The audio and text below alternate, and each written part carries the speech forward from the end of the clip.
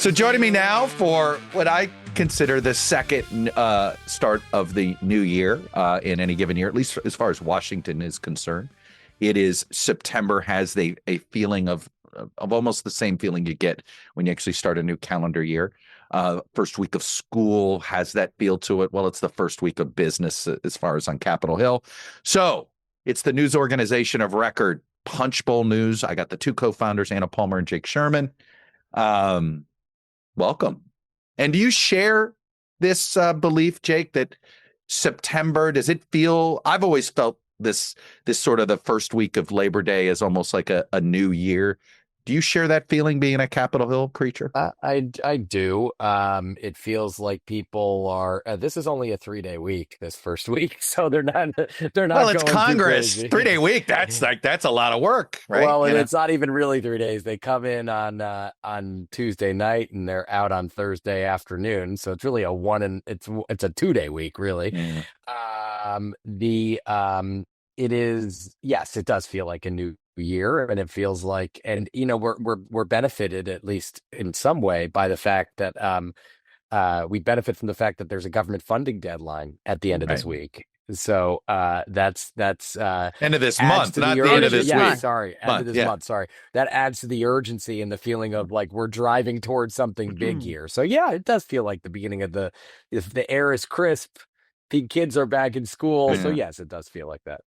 Anna, there's a weird, before we get into sort of like everything that's moving in the next 24, 72 hours and behind, the large narrative of the last 9 months has been this sort of the growing irrelevance is the wrong word, but it's getting close to irrelevance of sort of the weakness of Congress, the weakness of the legislative branch. You're in the business of, and I've always believed, right, that this town, the heartbeat of this town is Capitol Hill. Everything emanates from Capitol Hill. And yet I do share that same feeling that, the Trump 2.0 really has rendered Congress less relevant. Is that fair? I think they're still really relevant. I mean, I think the difference is what we've seen is a real ceding of power. I agree with you on that, where Congress has said there's the kind of the check and balance and the typical kind of give and take that you expect from an administration and Congress. And you've seen congressional Republicans in an all GOP town cede a lot of that or agree with the president on things like rescissions, right? Or when it comes to kind of just rubber stamping some of his nominees. I think the big question that we keep looking at, and I think government funding is one of those big moments where Democrats will play a role. But I think the question that you continue to ask, and Jake and I talk about all the time, is on the Republican side, what happens now? There's going to be a bunch of nominees. There's going to be a bunch of things that are happening. Is there some friction point or a tipping point where Republicans are worried after being back home in this August recess and they say, hey, the big, beautiful bill isn't selling. Everybody is worried about their own reelection. That is what lawmakers care most about, right? And so if Trump is hurting them more than he's helping them, will we see some kind of reorganization? I think it's, we don't know yet. Yeah, is it fair to call this, Jake, that the midterm campaigns start this month? Yes, look, in some ways you're always in cycle. There's no downtime, just like apparently we're always in redistricting. We're always in reapportionment now. But yes, you have to behave like you're always in cycle. But now every lawmaker is thinking more about November 2026 than they are any other month, right? Well, the White House was up here this week on Capitol Hill trying to rebrand the one Good big luck. Beautiful bill, as I agree, as the working families tax plan, which is, I tweeted that and I think Anna and Chuck, you'll both agree with this, when a party is getting smoked, they blame the messenger. That's, or the message and the messenger. So listen, I think that the thing that is interesting to me, and I say this, and you could see Ali Mutnick, who covers House campaigns and redistricting, over my left shoulder. It feels very unsettled at the moment, Chuck, in a way that is unlike previous cycles You know what I mean? Like it just And this is feels on both sides, right? Is this due to, and I've heard, both Mike Johnson and Hakeem Jeffries, I heard, spent August taking incoming from members who were pissed off about the redistricting wars, but couldn't say so publicly. Well, yes, and I think, listen, you pretty much know, unless there's a court that intervenes, you know what the map in Texas is probably going to look like. You don't exactly know what the map in California is going to look like. You don't know what it's going to look like in Indiana. You don't know what it's going to look like in Ohio. You don't know what it's going to look like in Florida, and increasingly, we don't know what it's going to look like in Maryland. Again, they could redistrict in Maryland. They could redistrict in. I just went deep in Missouri. Yeah, I just went deep on the Missouri map today. Yeah. So. It just feels like, California and Texas alone, and really Texas alone or California alone could swing the entire majority, obviously. So we don't, history tells us that Republicans should lose the majority, but it's not, there's no analogy here. It's not an analogous to any previous cycle in which the map was staying constant. The map is not staying constant here. So I find that all to be very interesting. Look, I just had Jared Moskowitz on earlier this week, and he's a guy, if they redistrict him out of his seat in Broward and Palm Beach, he said he's going to run for Senate. So that sort of reinforces your point. All this uncertainty, he wants to run for reelection, but he doesn't know if he is. And he's not alone, right? He's just voiced it. And so that has to be what's created that feeling that you've got. Yeah. And by the way, like Florida is a prime example of just, it feels to me, Chuck, like all of these states, it not feels to me, it's clear. All of these states are trying to one up each other at this point, right? Florida is you're very familiar with the state of Florida. It's already pretty well gerrymandered. I didn't think there was anything more they could do, taking Debbie Wasserman Schultz's seat, which is a traditional kind of South Florida seat, and dragging it to Naples to bring in more Republican voters. So having it kind of go from, it's I-75. For people, it would basically be trying to create it Alligator Alley. Okay, and we had Alligator current district, up into her current district and around.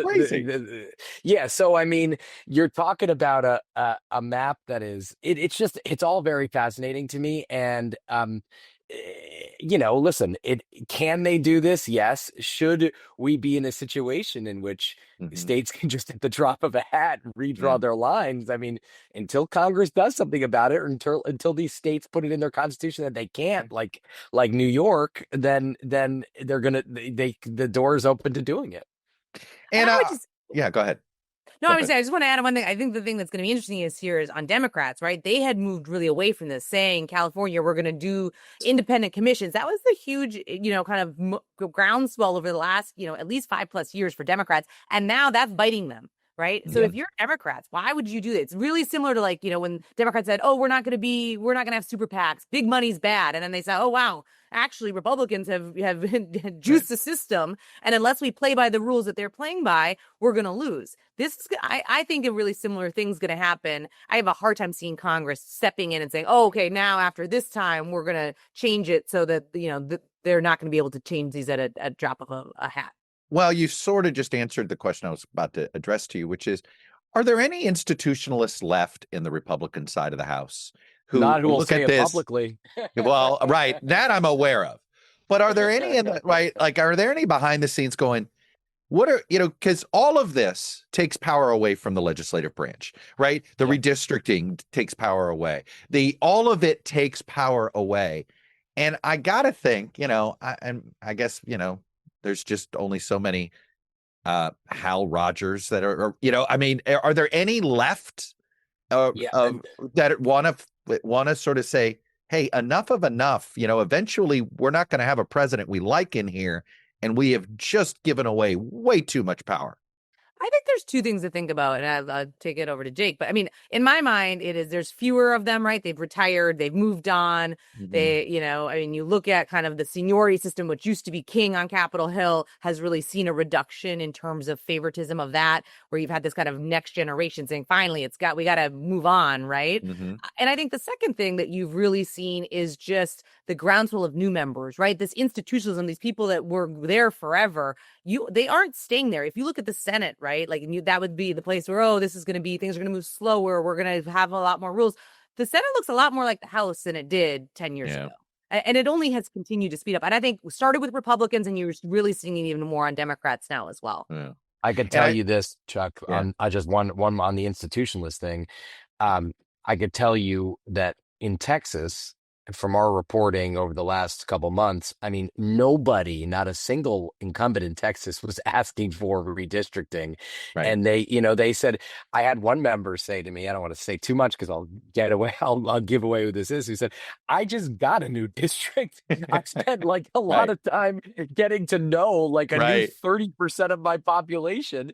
Why the hell do I have to do it again? And like, so But no, there's I think institutionalism has been supplanted or replaced in many respects by fealty to Trump. So Dave Schweikert now wants to run for governor. Chip Roy went to run for attorney general.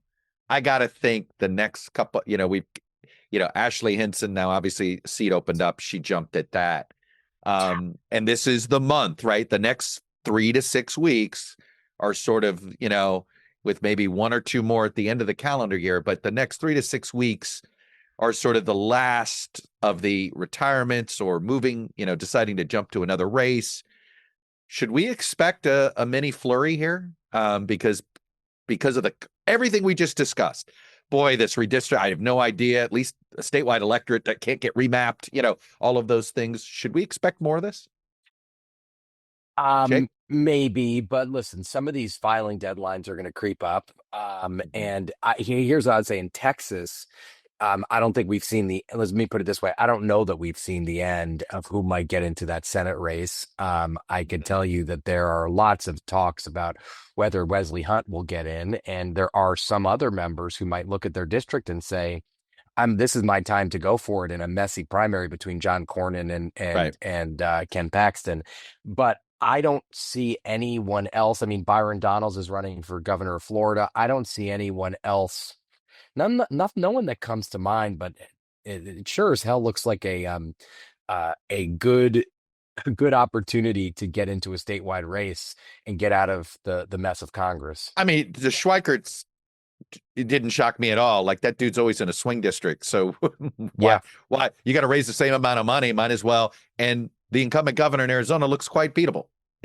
Question is he Trumpy enough to win a primary? I don't think he does it in the end, to be honest with you. I think he eventually, they told us that he would run for the House if he decides to not run for governor. So maybe he, I don't know. I think Trump. I think some Trump gavel he wants. Yeah. I just think Trump won't want him to run for governor. I think that's the end of it, basically. On Cornyn, here's what it's looked like from afar, and I'm curious if this sort of rings true to you, which is that Cornyn has basically bought himself time from Thune in the White House. Give me to Thanksgiving to prove I can beat Paxton, or then I'll reassess. Like, I'm not 100% convinced Cornyn files in December. I'm just not there. But it does feel, and the early attempts to sort of muddy him up now. And look, it's an early primary. It's a March primary in Texas. So I get it that you gotta sort of start early. But this almost feels like he's trying to prove he can win now, or they get out of the way for a better candidate. I mean, I think he has to prove that he can win now. I mean, he's down double digits. He's been in Congress for decades. I don't know. An Emerson poll is never something that convinces me of anything. But I think like I said this morning. Like races are about money and momentum, and Cornyn has no momentum, has not. And now he started to see the polls move and tighten, and some of the private polling come, and which is what he needed to be able to convince people to continue to pour money into this race, right? I think he's doing exactly what he has to do. The big question, I think, is when does Paxton start punching back? Yeah. Right? Like, that to me is the big question. It has to be soon, and Anna's 100% right here. I don't listen. There's a lot of people who have wondered whether he'll actually get into the race. I think that's a fair thing to think about. We were told basically that he has until December to kind of get those numbers up a little bit and show that he's competitive. He has done that. I mean, we reported, I don't remember what day it is. Maybe it was Monday. Maybe it was today. I think it was Monday that SLF poll had him between 8 and 10 down, which is better than 17 down, I think. He is showing that millions of dollars of ads can close the gap. They're going to have to spend I think they said 70 million between now and the end of the year to try to get him to win. If they can't do it by the end of the year, by that filing deadline, which is, again, you said coming up in December, he's not going to be able to do it, and people are going to stop giving him money. And if Paxton's the nominee, it's going to cost SLF and the NRSC and donors $200 million to keep this race. And I think I just want to add this. I've said this on our podcast before, so Anna's heard this. The nightmare scenario for Republicans is that Paxton's the nominee, and all these seats are redrawn, and some of them are less Republican, and then you start seeing R+8s and R+10s become competitive for Democrats, and Dems have huge turnouts, and then you're spending millions and millions of dollars on House races in Houston, Dallas, San Antonio, Austin, the so Valley, just 3 of the South 15. Texas. Basically, 3 of the 15 most expensive markets in the country. That's all you had to say, right? 3 of the most 15. Right. Yeah. Jesus. And which, by the way, there's already going to be a Senate race. There's already going to be an AG race. There's going to be House races, many House races. And I don't rule out a governor's race that gets competitive if Tallarico gets talked into governor instead of Senate, right? Could be. You know, listen, I've been hearing Texas is going blue forever, I know. so I'll believe it when I see it. I'm with you there. Let's talk about the Democratic side of things.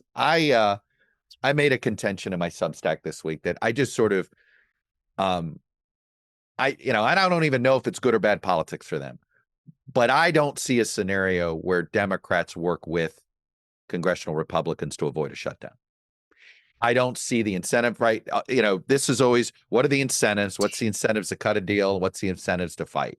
It seems like most of the incentives for Jeffries and Schumer are to fight, not to work with them. And I don't see any evidence that Republicans are trying to avoid this. But Jake, you're the seer on this, on these shutdown scenarios. And maybe we don't get our shutdown until early January rather than because maybe they punt CRs and et cetera. But you tell me, I just don't see, outside of John Fetterman, who I think doesn't want to engage in this, I see a Democratic Party with a base that's desperate to fight. And watching the redistricting thing with Newsom unfold over the month of August sort of reinforced this notion to me that I think Schumer and Jeffries have to get caught fighting. I agree. The only scenario that I see that would have Democrats participate is if it's truly just a clean CR. And even that, you can make the argument that it's not in their interest to participate in that, especially after a $9 billion congressional rescission plus a pocket rescission of $5 billion. It's just poking Dems in the eye. The White House wants a CR until sometime next year, as we reported in the AM edition. So that's not in line with where most House and Senate Republicans are, at least from what we could see. What do they want?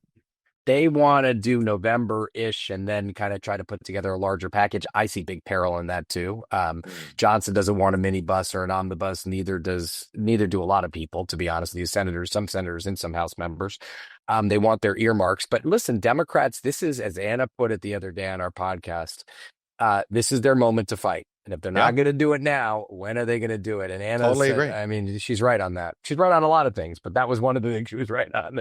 Well, I think it's important because I think 3 months ago, I thought they would definitely fight. Like you felt it, like the feeling was that they needed to. And then kind of the August time, everything kind of cooled off a little bit. They're coming back. I think the biggest thing is the fear when I'm talking to Democrats is, okay, let's say we fight, the base is excited about this, but as you're dealing with an administration that you don't know what their next move is going to be, they might say, hey, shutdown's great because you know what? We don't think any of these agencies need to be funded anyway. right? Like you aren't dealing with an actor where they can figure out, okay, we shut down the government, we get the political win, but how we're going to get out of it. And I think that to me is the question for Schumer and for, I think, especially for Senate Democrats, because they have historically said, we need to be the adults. We need to be the people that are, and maybe we're in different times. I'm not saying that's the right strategy anymore, but it would be a different posture for him in particular. Oh, Anna, the whole adult. I mean, I considered myself a voter of adult, looking for the adult in the room in every race I go for. And now it's like, I don't think they're going to be. I have to decide which children's table that you end up going to. But, it's interesting. It is for that reason that Trump's unpredictable that to me actually makes there's downside to cutting a deal and letting them have control of government. Right? Like, look at what happened. There's also a downside in shutting the government, Chuck. No, and I get that. So, well, okay. So let's talk about, it all depends on how they frame the fight.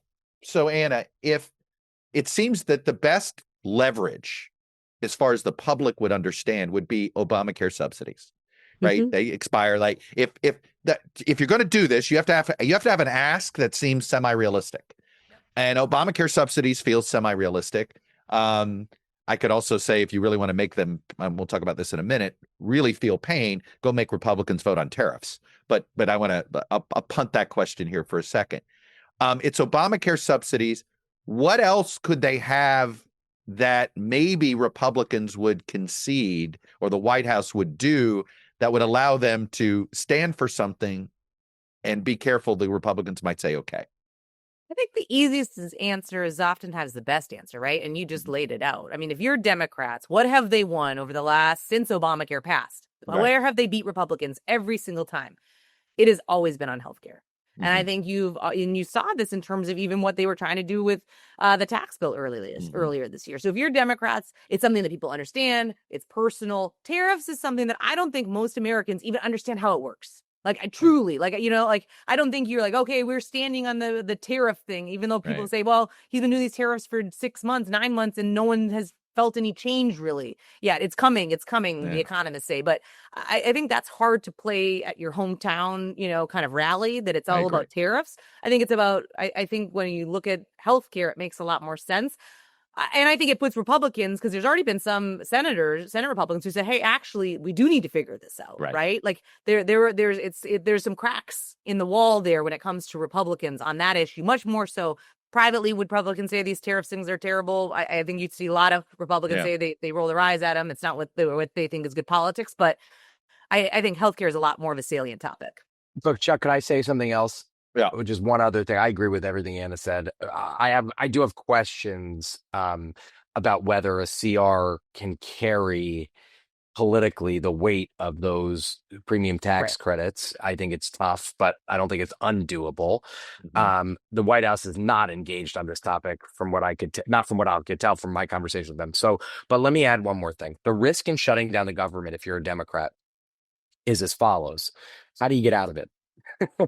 Now, a realistic ask, sure, Obamacare tax credits are a realistic ask. And as my colleague Andrew DeSoter has reported now for weeks now, that they want to make healthcare this big thing in the 2020, in the shutdown fight in the 2026 elections. I get that.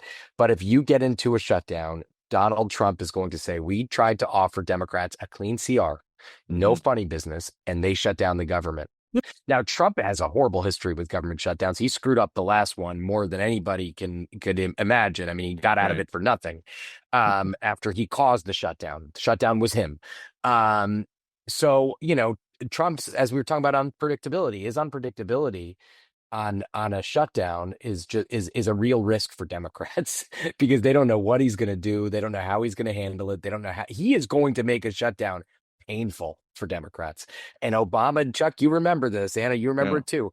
Obama made it real painful for Republicans in the first shutdown under John Boehner. And I'm sorry for my buzzing. I'm in the Capitol where they're telling us some sort of something. House is back. It's time for the House to come back to work. So, there are ways that the White House can make this very, very, very painful, and they are going to do that. Though, I was just thinking about something, Anna. What none of us have ever covered? Democrats in the minority causing a shutdown. I mean, 100%. We've just never seen it. It's never happened. I guess it came close in the Reagan era. But that's before my professional time, per se. But this is why all of it's unpredictable, right? Because we know Democrats want government to work, and how would 7 Democratic senators cave? What do we think? The answer is, of course, right?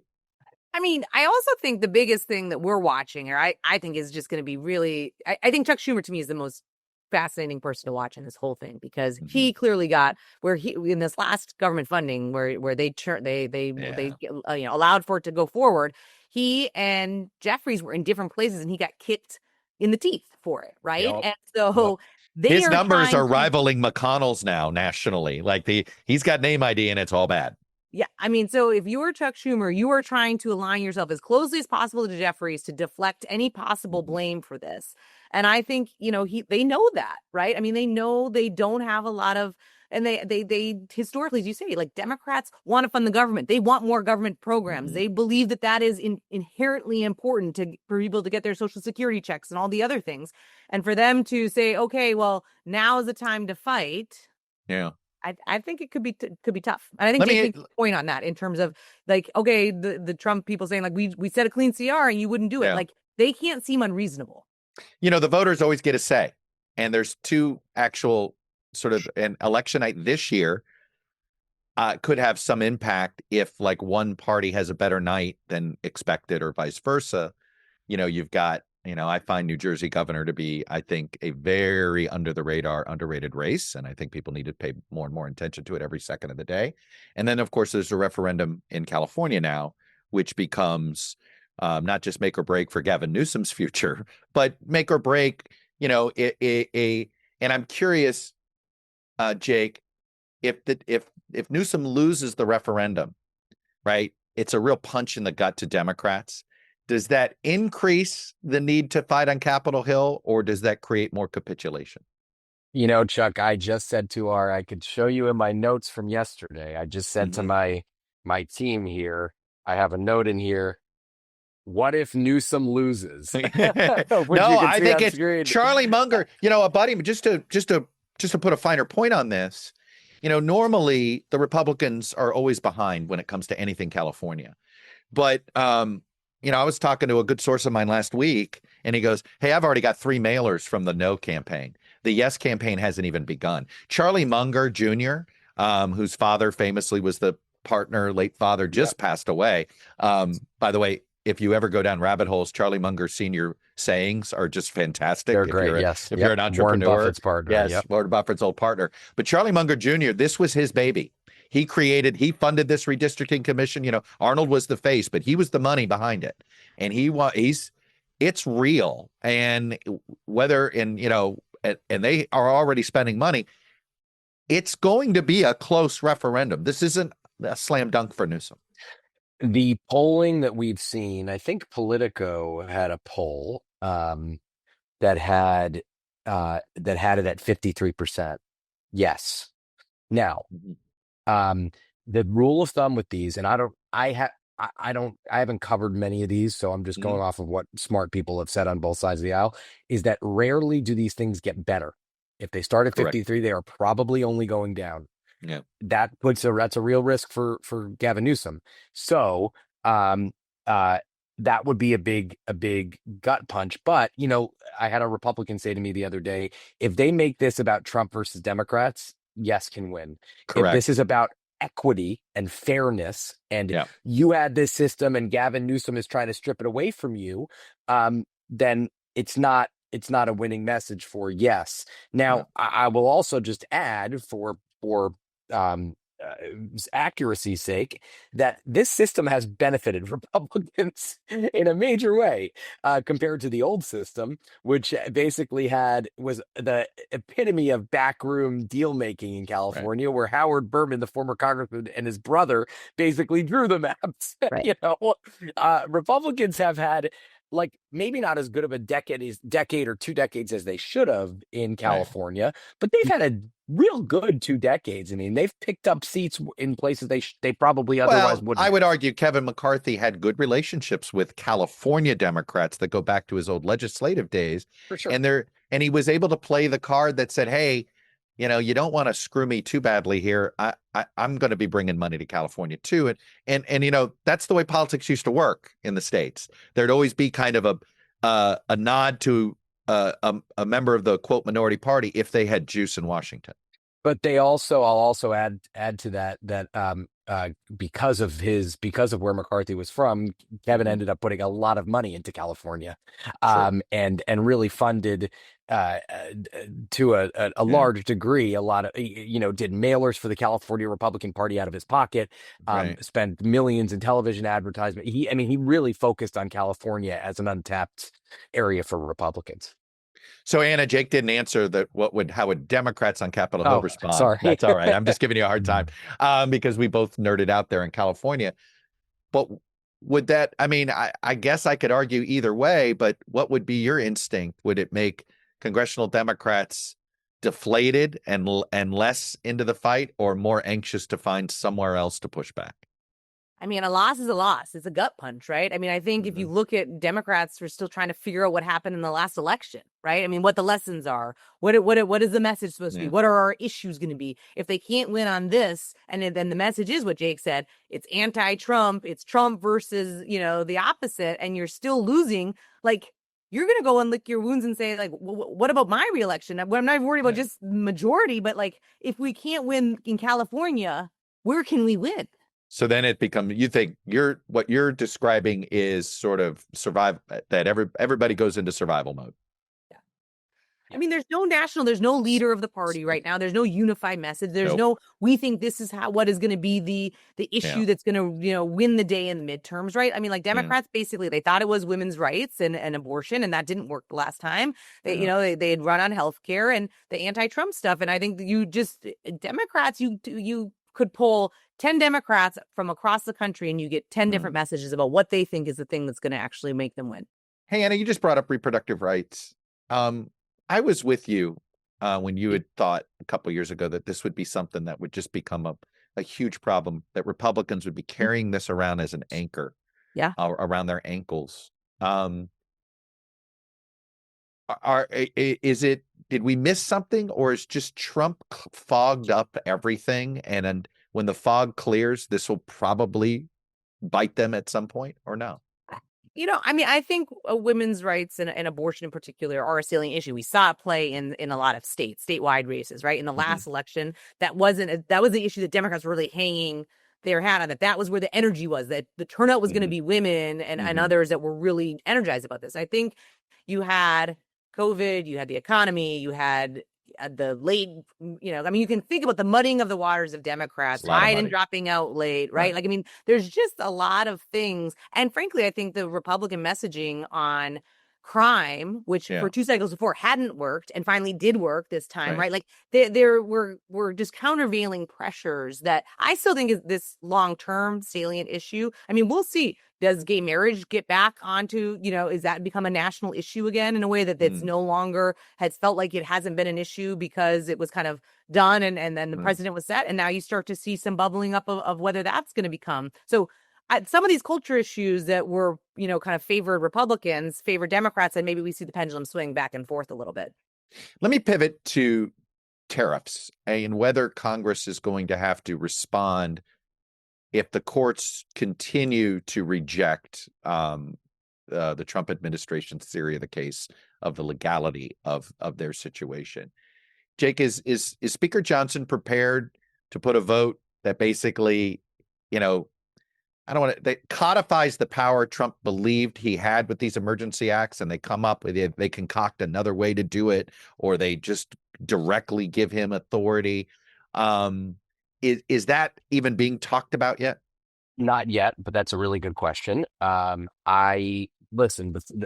general theory of the case with Mike Johnson is he will do as asked by Trump, and Johnson doesn't like to hear that. And his argument is that he actually works out a lot of things behind the scenes with Trump, and they're working as a unified party, and they're working as a unified governing apparatus and whatever. But I see. By the way, he's right, which he no longer believes. He doesn't behave like the head of a legislative branch, but I'll digress. It's funny is that his defense actually only reinforces the notion that he views himself as a member of the administration almost more than he does the head of the legislative branch. He would argue he views himself as a leader of the party, and they're strategizing with the White House. But that wasn't the question. I don't see giving Trump tariff authority getting 60 votes in the Senate. I just don't see that happening. So whether could you see them do an create a new Emergencies Act, if you will, that, you know what I mean, where look, they've come up, they God bless Congress, they can come up with, if you vote no, it's a yes. If you vote yes, it's a no, right? One of those gambits. That would require participation from Schumer, and I just don't think that's going to happen. It would at least go ahead, Anna. Sorry. I also think, there's one name that matters here, John Thune. Mm-hmm. He does in a very different place than Trump is when it comes to tariffs. And I think it's not just Thune. What ag senator isn't, right? Every ag senator is. Yeah. My North Dakota roots are coming out here, but I really feel like that alone, I think in the House, yes, if this administration really wants, the House Republicans to do something, they probably will do it, but it gets much more complicated. And I think it's always it's one thing to have inertia and not do something to counteract Trump. Yeah. It's another thing to say we are going to proactively take action when it comes to tariffs. Because this is something we could get a Supreme Court ruling sooner than we think, and it gets thrown into what could already be a whole bunch of mishigash on the government funding, right? Yeah, we could. Yes, we could. But listen, Johnson has said this week a number of times that he sees funding as a bipartisan. I mean, again, we'll see how it all works out. He sees funding as a bipartisan process, and he's not going to throw in a bunch of wrenches and a bunch of sand in the gears and all that stuff. We will see. I don't believe anything until I see it, because last time they said it was going to be a clean funding bill, it wasn't as clean as they purported it would be. Right. And so let's see how that shakes out. Are Jeffries and Schumer going to be at the White House in a meeting with Trump before the end of this calendar year? I asked the White House this yesterday, and they said it was a bit premature. And I was thinking back to all premature. Have they had any? I said, would they do it this week? So they said it was premature this week. But I was thinking back to previous years. I think, government funding most of the time runs out at the end of September. Right. And usually there is a bipartisan, four corners meeting at the White House at the beginning of every September. The president has not met with them. Listen, he hasn't met with him yet, right? But it's backfired on him. I mean, think about the epic photo of Pelosi leaving, right? You look at these things. What Trump has done really well is utilize meetings at the White House for his own party to bring in people of his own party and bring them in and then turn the votes. I think it's going to go poorly, right? Mm-hmm. Like him meeting with Chuck Schumer and Jeffries does not change anything in terms of the dynamics. He's not going to convince them that they're all going to work together on something.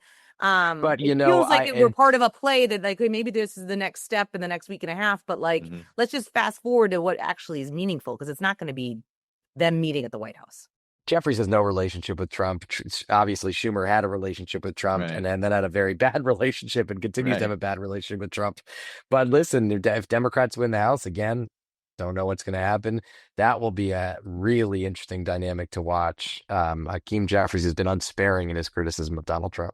All right, let's talk about a couple other pain points that will make this podcast both fresh and could spoil quickly.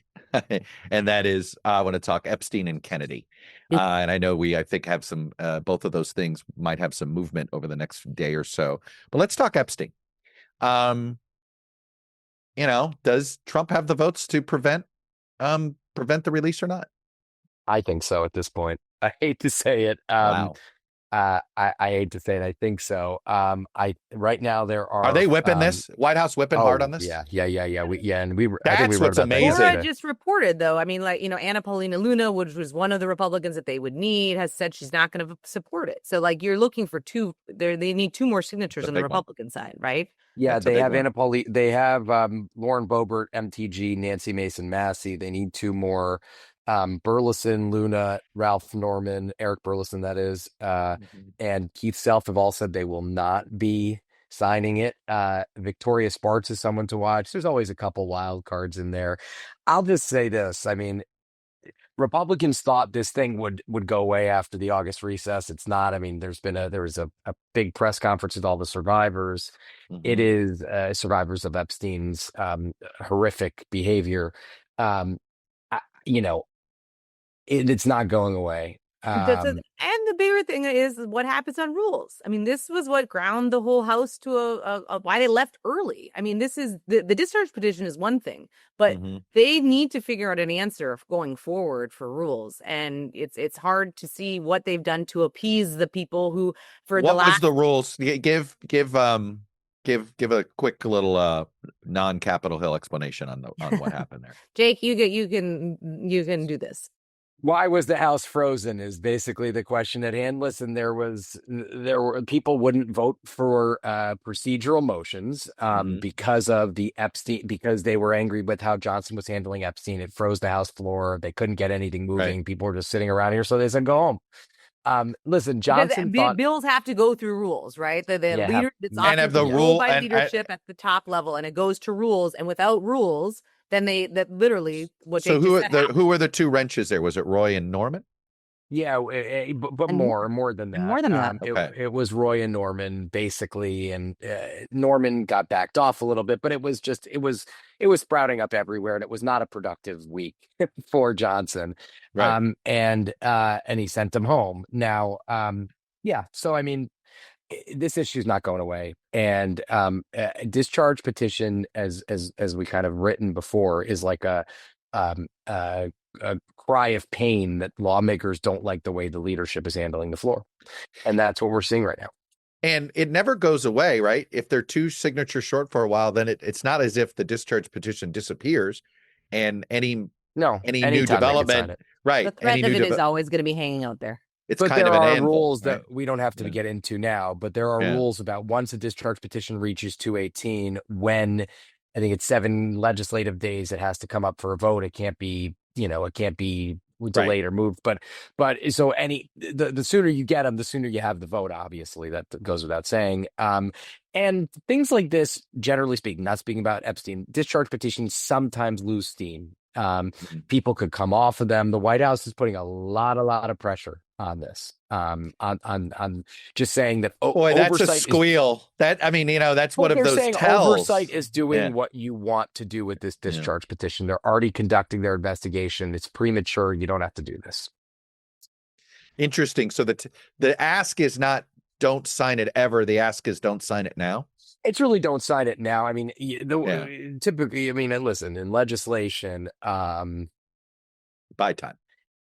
Yeah, and you can never say they're trying never. to just to your point, like they're just trying to keep it going as long as possible, so they feel like it's going to lose momentum, lose steam. There's going to be the next crisis, the next scandal, the next thing to focus on, and that is what let's move forward.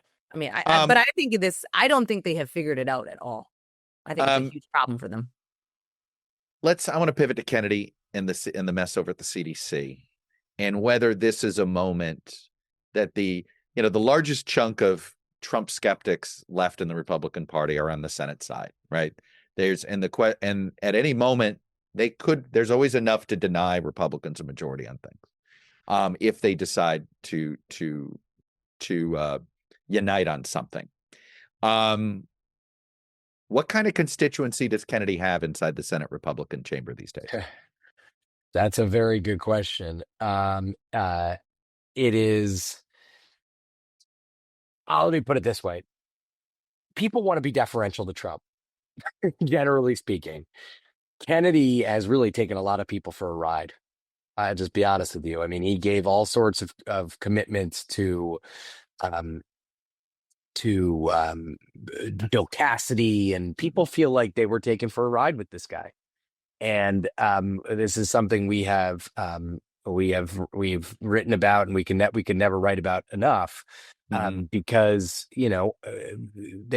senators were forced to take a vote on Kennedy. Some of them were hesitant, and they were given certain guarantees that many of them feel like he has not lived up to. Anna, I can't just believe. Don't see, I think Bill Cassidy is the guy to watch, right? I mean, it's his committee that has jurisdiction over it, that has oversight over it. We'll see how Kennedy handles it, but I mean, I don't know what is the next step. Is Cassie going to say we're not going to vote for some of the other folks that Trump has put up as a nominee? There's not a ton of. No, they don't have the guts to do that. Right. You're Yeah, right. there's no real leverage. I mean, look, I'll be honest. I think there's if he's outright lied to senators, which is what you're implying here, Jake, then arguably he could be impeached. But there's no way a Republican House is impeaching Kennedy. Right. No, and Right. I don't think and they won't do the it. case. No, and I'm not in. But I am surprised that Susie Wiles has allowed this to get as chaotic as it has. I have heard before she tried to rein in Kennedy at the start, and I guess she failed or she lost. Yes, I think Trump had her back off. Clearly, yeah. I mean, and by the way, like he has his own constituency, in the party, right? Mm-hmm. Kennedy does, and is leading what a lot of people consider to be some sort of movement on health issues, and the Maha movement, which is a terrible. Speaking of rebranding, maybe we should rebrand that. But yeah, so he has his own constituency as well. All right, let's move. The final one is a potential pain point that divides the GOP is Putin sanctions.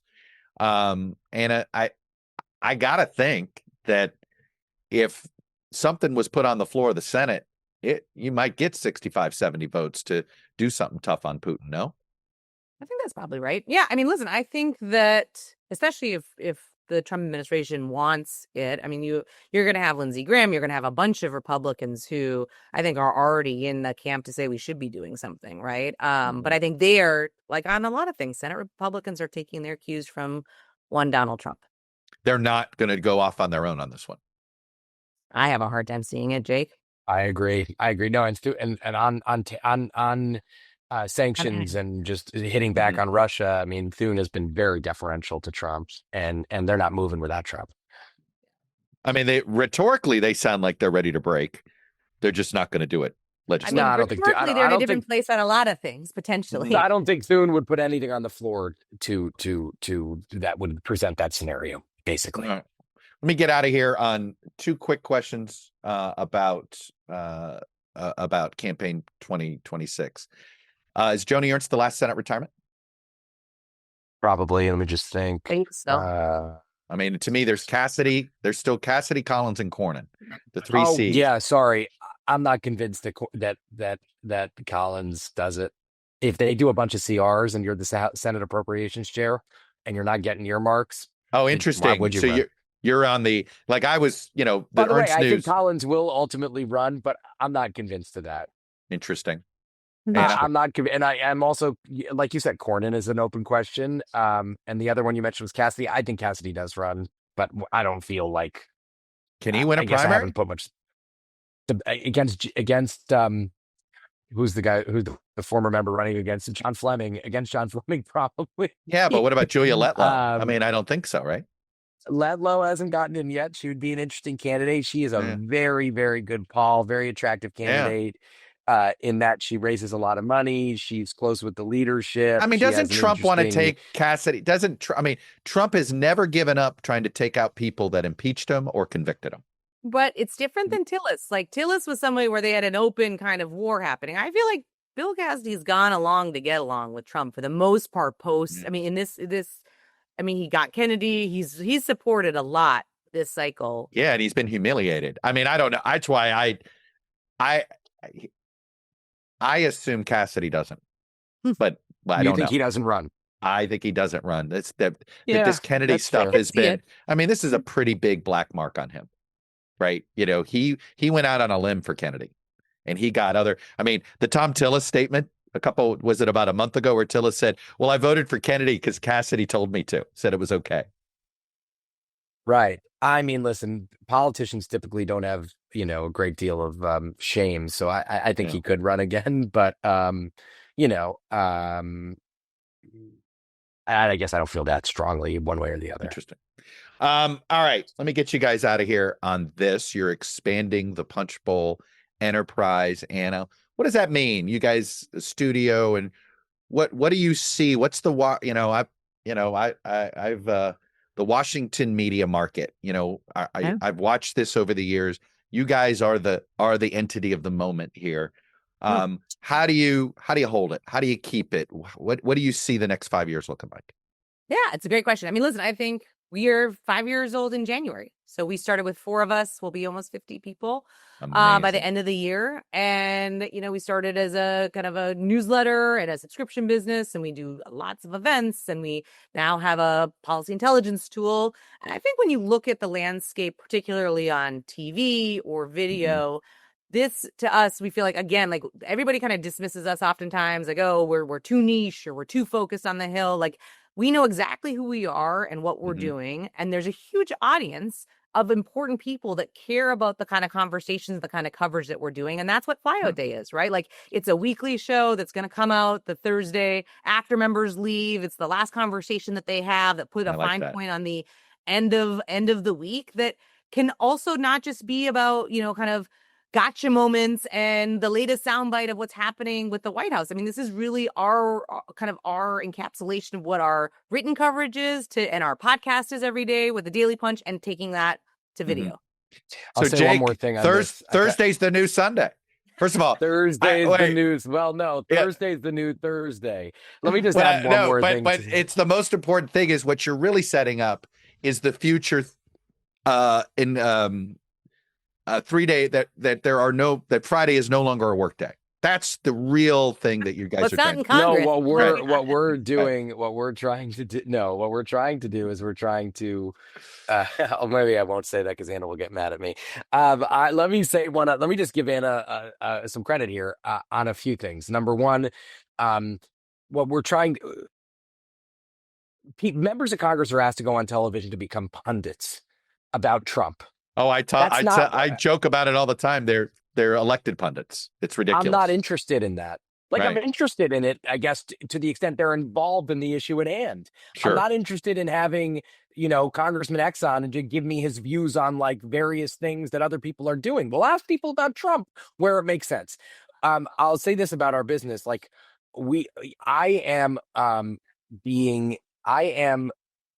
can't be a niche enough. And like, we've created a business that's newsletters, events, now video, a SaaS business, a data SaaS business, a subscription business, an ad business. I mean, we are, we've created a quite a multifaceted revenue business. And I just love being underestimated. That's the amount of business decisions that I don't underestimate you guys. I probably over promote. The amount of business decisions that I try to push Anna to make based on perceived slights from my history should be alarming to a lot of people. Well, Anna, I mean, look, I just look at the amount of money pouring into every time you think, boy, is there another industry that can spend money and outspend healthcare? And you're like, oh yeah. Silicon Valley says, hold my digital beer. Yeah. I mean, the amount of money being poured into Washington right now is, I mean, it's always more than we've ever seen, but it feels exponential. I think that's right. I also think there was a real shift of power in COVID, right? Where all of a sudden you had all these businesses having to deal with the federal government in a way that they kind of used to be dismissive, right? The power centers was New York and LA and things like that. And all it of was a sudden, the states, right? Remember, we were all like, oh no, the real actions in those state legislatures, which it was for a time. Yeah. But I think right now, when you say particularly, I mean, there's short-term issues, there's long-term issues, but all across every sector there's mature businesses. But we talk to these new companies all the time, and they say, oh, it's not, Washington's not going to come for me. I'm changing the world. Like, it might take a while. It might take 6 years, but Washington's coming for everyone, and regulation's coming. And so we have the eyeballs and the attention of the people that are making those policy decisions. And it's been something where I think we also are like the hometown paper of Capitol Hill, we cover them as the beginning, the middle, and the end of our entire coverage season. It's not like, oh, we really care about the White House, or we really care about national politics or other things. And I think that that's validating to them, not that we're best friends with anybody, but that like we care about what's happening in that building. Look, it's funny you say, who you are, your audience. The last long run that any publication had that dominated the Washington the way you guys are dominating was back during Roll Call's heyday in the 90s. And I would argue it's because they didn't try to cover the Clinton administration. They didn't try to cover all this other stuff. They always kept their eye on the ball. They were the Capitol Hill newspaper, not Washington's newspaper. And in fact, the minute they strayed away from that is when they started to lose a little bit of their status. Obviously, they got pinned. Everybody gets a competitor, and you can't ever, and competition's good. But keeping your eye on that Capitol Hill ball, you'll never starve. That's for sure. You'll never starve. Well, I'm an addict. I love you guys. I am a huge promoter. Chuck. There's nothing like you right now. You're winning the race, and there's a lot of good stuff out there. Don't get me wrong. We all of our previous employers have really good people there. But you guys have an alignment of both vision and the editorial that's second to none right now. And it's a pleasure to watch. And let's just say I hope I learned something and do my best to emulate it in some way. Thank you, Chuck. Really appreciate it. Thanks, Chuck.